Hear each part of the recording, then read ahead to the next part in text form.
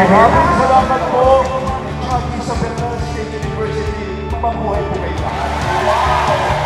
Salamat. Alam ko yung ganyang palakpak ang bumubuhay sa amin. Sa totoo lang, pagtanggap nyo, ilang beses na po ako nagpupunta dito sa Isabela, dito sa Itiagen. Ako po ay galing sa lungsod na Mandaluyong, no? Alam nyo, ang Mandaluyong ay maliit na. Pero hindi kami tumigil managinip. Kasi maliit na kami na sa aming mental hospital, no? Kaya tinatanong ako, tinaloob ka ba o tinalabas?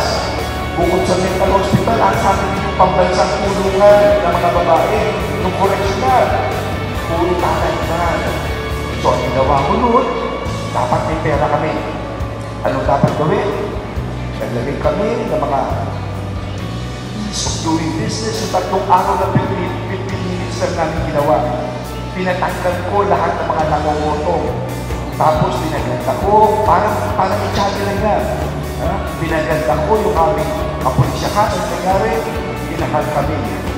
Bigli sa ekonomiya sa Pilipinas, ginawa na kami na malakayan.